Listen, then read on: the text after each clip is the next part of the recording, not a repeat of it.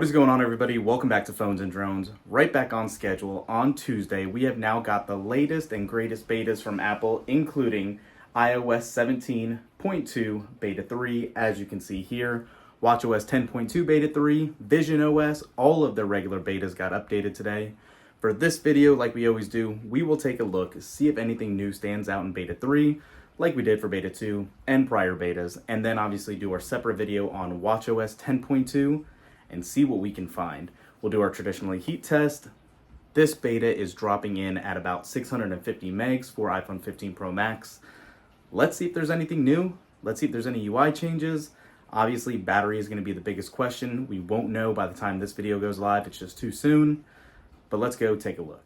All right, so iOS 17.2 Beta 3 just finished installing, and as we traditionally do, let's check the heat temperatures upon install and restart. And you can see they're hanging in about where we've seen recently. Nothing too extensive. Hopefully Apple has narrowed in their heating issues with updates and all that. Obviously there's a whole to-do in the past about the phone running hot in general. This isn't for that. This is simply just showing you the upgrade temp. So substantially over 100 degrees at some points around the top, which is, again, traditionally what we've seen. Nothing crazy, no 110 degrees or anything like that. So good sign there. Now, jumping right into the device, going into settings, general, about, and then going into iOS version, you can see some good news here. We are running 21C 5046C. That C is a significant improvement from just what we got last week. This is getting very close to the beginning of the alphabet, signaling that this could be one of the last few betas that come out. Definitely good to see here. Apple thinks they're making progress, and again, according to that last video we dropped last week for you guys, we have seen significant improvement in Beta 2 and hopefully now in Beta 3, that this is ready to go stable in public soon. Beyond that, obviously, let's go ahead and just check storage just to see if anything's changed here. Not anticipating it to.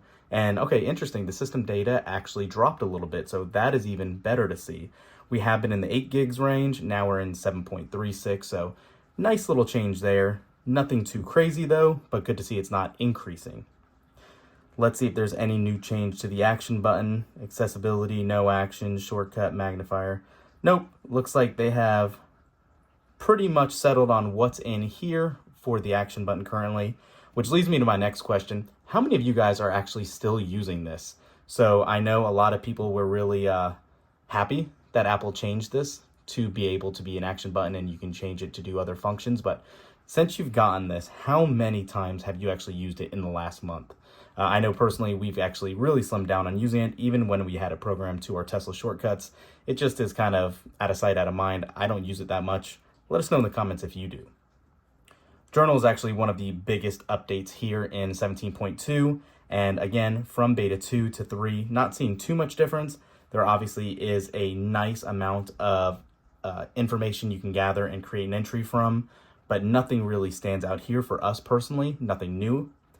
Let's jump into the feedback app and see if there is any update here, and it is not updated yet either. So if anything significant shows up, we will do a subsequent follow-up video for you guys for this, but right now we are not seeing anything.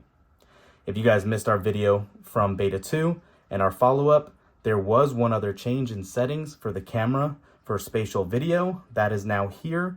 And in order to activate it, you need to go down to the camera app, look at formats, and then you can see right here, video capture, spatial video for Apple Vision Pro, and it tells you what it does. That has been enabled. It is still here in this version. So if you were to launch the camera app and go to video, you can see, depending on what you want to record at, 1080p, let me take that away, 1080p, 30 frames per second is what it's limited to. Let me see if I can get the logo to go away. And you can see here, oops, macro mode keeps wanting to pop up. Apple Vision Pro's logo comes up, and this will lock in recording to 1080p, 30 frames per second. Still there, still working. If you want to test it, you can just go into settings, activate it, and then tap your little icon.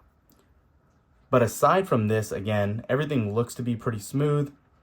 I'm assuming everything will launch pretty quickly as well, which is what you'd anticipate at this point. So Not too much else going on in this build as anticipated. If we find anything, we'll throw up another video, but being that this is the third beta, traditionally we don't see a lot of new features added, just more UI and under the hood improvements being made.